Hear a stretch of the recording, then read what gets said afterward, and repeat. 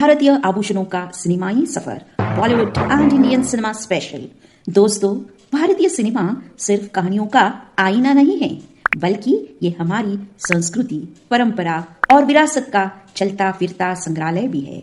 और अगर इस विरासत की सबसे चमकदार पहचान कोई है तो वो है भारतीय आभूषण। अभी पर्दे पर कोई रानी, दुल्हन या देवी दिखाई देती है तो उसकी पहचान सिर्फ उसके चेहरे से नहीं, बल्कि उसके गहनों से भी बनती है। भारतीय सिनेमा में आभूषण कभी सिर्फ सजावट नहीं रहे, बल्कि किरदार, शक्ति, प्रेम, त्याग और सम्मान के प्रतीक रहे हैं। चलिए आज आपको ले चलते हैं भारतीय आभूषणों के उस सिनेमाई सफर पर, जहाँ हर गहना एक कहानी कहता है।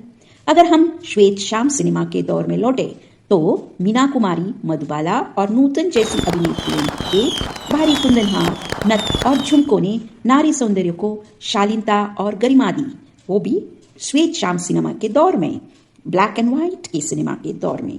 मुगले आजम में अनारकली के आभूषण सिर्फ शाही ठाट नहीं थे, बल्कि उसके प्रेम और बलिदान की चुप भाषा थे।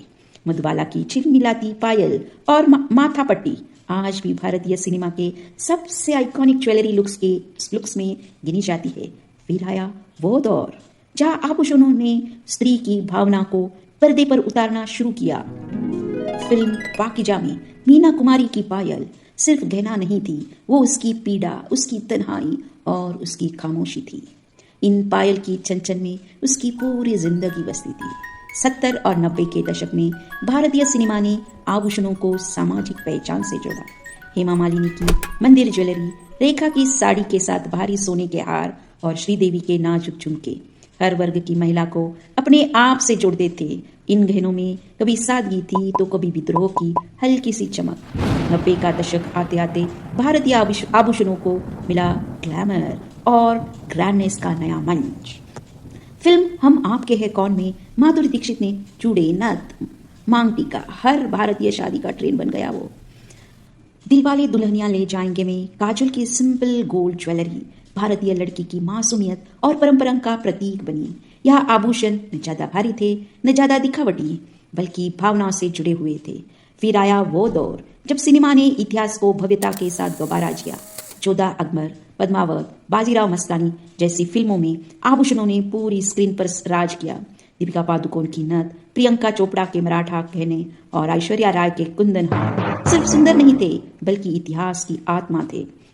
हर हार, हर कंगन राज्य सत्ता और स्त्री के सम्मान का प्रतीक था।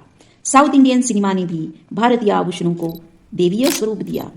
फिल्म बाहुबली में देवसेना और शिवगानी के गहने शक्ति, साहस और राजमाता की पहचान बने। मंदिर ज्वेलरी, कमरबंद और चंद्रहार पर्दे पर देखकर लगा जैसी मूर्तियां जीवित हो गई हो। आज के आधुनिक सिनेमा में आभूषणों का रूप बदला है, लेकिन उनका महत्व नहीं।